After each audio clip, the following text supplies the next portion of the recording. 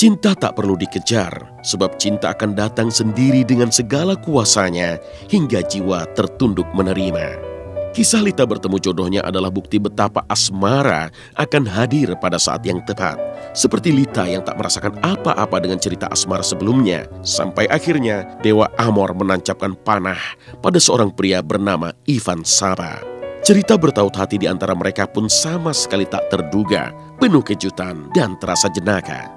Iya, waktu yang mempertemukan kita akhirnya secara nggak sengaja. Jadi ketemunya itu waktu sekitar tahun 2002 atau 2003. Saya pernah lihat dia diundang dalam satu acara pemberkatan nikah di Gereja Pondok Indah. Waktu itu dia datang sebagai tamu dan saya sebagai paduan suara yang melayani di situ.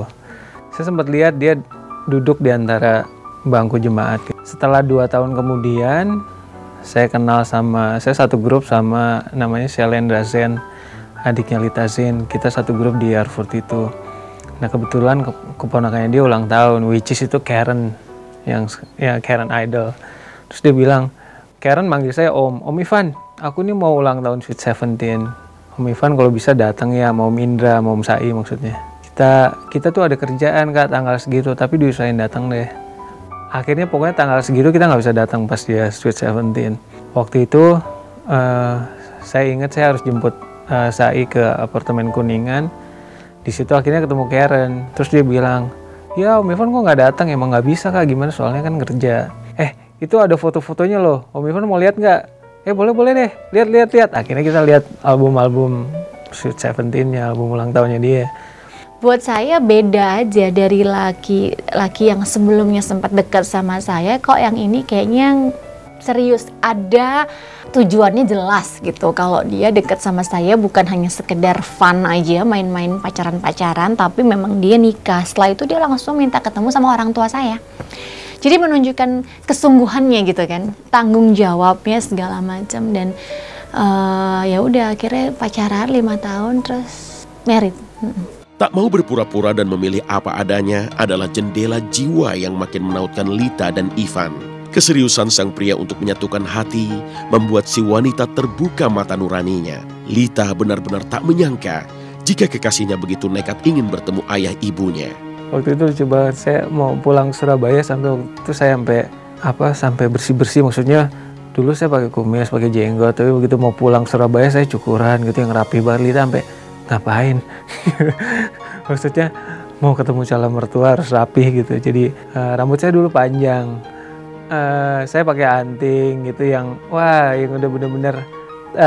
Saya bilang sama Lita, Lit, apa saya harus gimana? Oh enggak, kamu apa adanya aja. Begitu dia bilang gitu, di satu sisi saya agak tenang, maksudnya ya benar juga, saya harus jadi diri saya apa adanya gitu. Begitu saya ketemu orang tuanya Lita di Surabaya, kesan pertamanya papinya agak galak. Aku ceritakan, ini Ivan mau ketemu nih, dia mau ke Surabaya nih. Aku bilang, buat apa Kak? Gitu, karena nggak pernah ada selama ini cowok maksa mau ketemu. Nyokap gue menghargai itu. Dari situ udah kelihatan bahwa Ivan tuh niatnya baik kan, nggak cuman mau mainin aku aja, nggak cuman diajak pacaran aja. Ini dia galak apa emang gini orangnya? Ternyata emang orangnya gitu, emang orangnya diam. Tapi di balik itu semua orangnya hangat. Habis itu ketemu ibunya sangat welcome gitu, ketemu mami. Ya buat saya itu proses yang harus dijalanin gitu. Jadi saya waktu itu udah mikir harus siap dengan segala hasilnya, resultnya nanti gimana. Pokoknya saya ketemu dulu deh sama orang tuanya gitu. Selama ini dia pacaran sama siapa saya tahu. Kita sama saya kan cukup dekat ya, informatif, dia memberikan informasi. Kemudian dia putus, dia ngomong, Mi aku sudah nggak sama A ini ya, aku udah putus. Oke, sementara sama siapa Kak? Sendiri, belum ada. Begitulah, dia aku dekat sama ini. Oke, dia cerita semua, oke, ketemu, kadang kita makan bareng atau apa. Kemudian, Mami aku sudah nggak lagi sama ini ya, aku sekarang sama ini. Dan terakhir ini. Kita sebagai orang tua kalau kita terlalu banyak untuk memilih pasangan dia, nanti tidak cocok, kita kan yang disalahin. Nah, Lita senang dan kita lihat tipe Ivan juga baik, ya nggak apa-apa dah. Setelah bertemu keluarga Lita, maka sang kekasih makin mantap untuk menjadikan wanita pujaannya ini sebagai istri. Namun Lita tak mau gegabah. Ia membiarkan segalanya berjalan dengan apa adanya, termasuk saling mengenal lebih dalam agar kelak tak terjadi salah sangka atau prahara praduga. Kalau Ivan tuh ya udah, dia emang orangnya apa adanya, dan saya memang cocok dengan Ivan ternyata setelah saya ketemu dia. Berarti selama ini tuh aku nyamannya aku tuh ternyata ya karena lingkungan gitu. Begitu ketemu Ivan, aku jadi kayak bisa jadi diri aku sendiri gitu. Aku bisa pakai sendal jepit kalau pergi sama dia. Dia nggak pernah menuntut aku untuk harus dandan banget perempuan, kita kemana enggak. Terus kita punya langganan makan di lesehan Pangpol itu gudeg. Sampai sekarang masih suka. Jadi kita pacarannya itu ya gitu, nonton. Ternyata dia punya hobi yang sama, nonton. Jadi aku balik ke kehidupan aku yang realnya. Pada saat aku kecil sama orang tua aku kan emang aku dibesarkan dengan cara yang seperti itu kan, nonton, emang sama ternyata hobinya. Oh ya, dia juga suka live music, jadi kok jadi punya banyak kesamaan.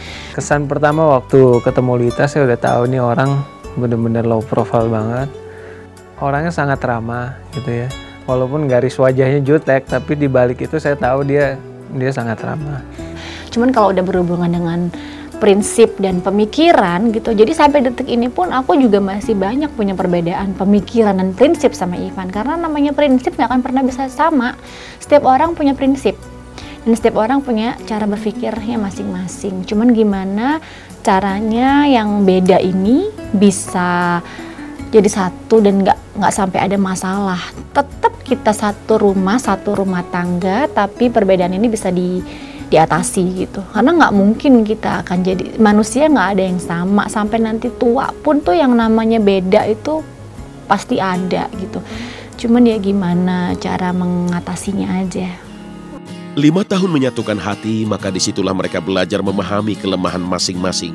Prinsip tak ada manusia yang sempurna begitu erat mereka pegang, sehingga sebesar apapun masalah yang mengganjal, maka seketika itu pula mencair dalam damai. Dan pernikahan adalah jawaban bagi keduanya.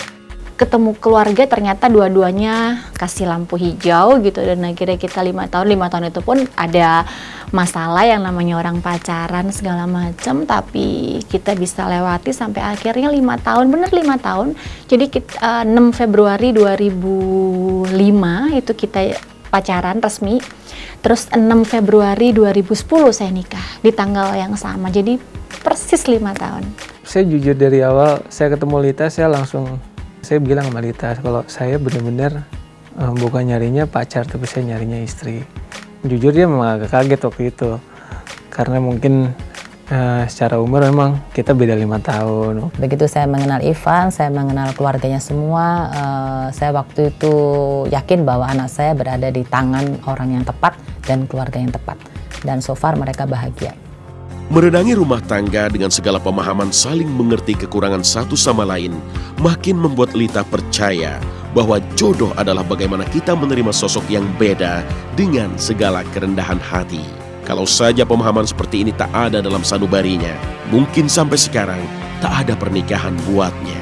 Karena selama 5 tahun tuh kita nggak pernah saling menutupi, udah saling tahu satu sama lain kebiasaan buruk baiknya seperti apa. Jadi waktu nikah sih ya paling hal-hal kecil aja yang penyocokan itu ya, maksudnya yang lainnya secara garis besar sih udah tahu gitu.